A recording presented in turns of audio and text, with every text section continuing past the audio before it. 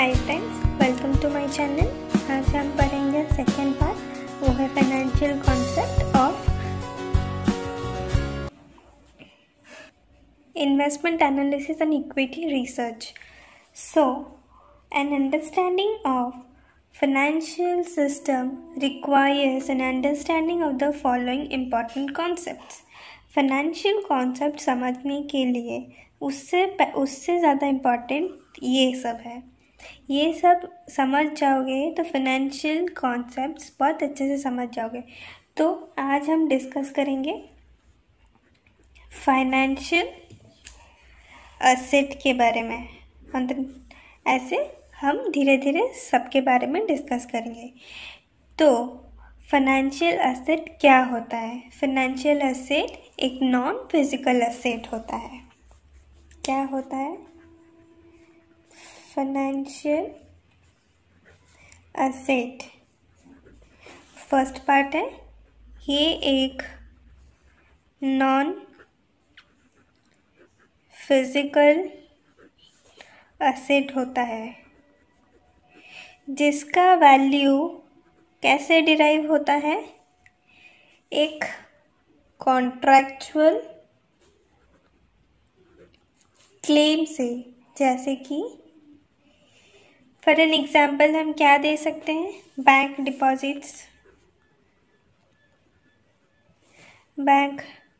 Deposits, bonds, stock etcetera. ठीक है, तो और क्या जानेंगे इसके बारे में? नेक्स्ट हम ये भी लिख सकते हैं, ये फाइनेंशियल एसेट मोर लिक्विडिटी होता है, मोर लिक्विड होता है किससे? Then other tangible assets. ठीक है, क्या हो सकता है? फॉर एन एग्जाम्पल कमोडिटीज,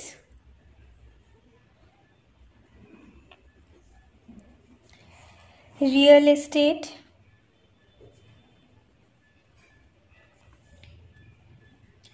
और भी बहुत सारे ट्रेडेड या फाइनेंशियल मार्केट्स हो सकते हैं। ठीक है, अब हम क्लासिफिकेशंस पढ़ेंगे। फाइनेंशियल एसेट्स का कितने पार्ट्स में क्लासिफाइड है? 2 पार्ट्स। एक है मार्केटेबल एसेट्स और दूसरा है नॉन मार्केटेबल एसेट्स। ठीक है, non marketable assets further divided है। क्या? कैश एसेट्स, नेक्स्ट आता है डेप्थ एसेट, और उसके बाद आता है स्टॉक एसेट। ठीक है, अभी हम डिस्कस करेंगे मार्केटेबल एसेट्स क्या होता है। मार्केटेबल एसेट वो होता है जो इजीली ट्रांसफ़र हो सकता है from one person to another without much hindrance. मतलब ज़्यादा तकलीफ लिए बगैर हम एक एसेट को एक इंसान से दूसरे इंसान को आसानी से ट्रांसफ़र कर सकते हैं। ठीक है, transferring easily from one person to another person। ठीक है, फॉर एग्जाम्पल क्या हो सकता है? Listed companies, government securities, bonds of public sectors etcetera. ठीक है, अभी नेक्स्ट आता है, हम पढ़ेंगे non marketable assets. Non marketable assets क्या होता है? नॉन मार्केटेबल एसेट्स वो होता है जो हम एक एसेट जो हम इजीली ट्रांसफ़र नहीं कर सकते, could not ट्रांसफ़र easily। ठीक है, जैसे कि एग्जाम्पल क्या होगा? बैंक डिपॉजिट्स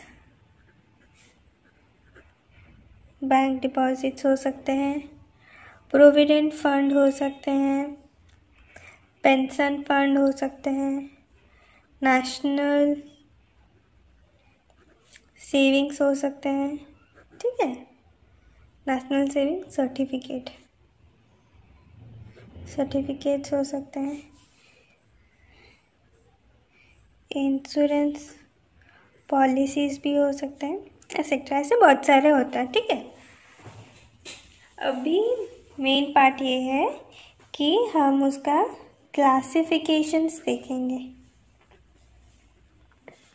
ठीक है, पहला क्या आता है? Cash assets. क्या होता है कैश एसेट में? कैश एसेट में क्या होता है, मान लो इंडिया में, ठीक है, कॉइन्स एंड करेंसीज,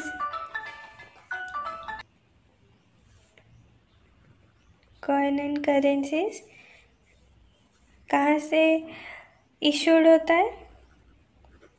आरबीआई से होता है और मिनिस्ट्री फाइनेंस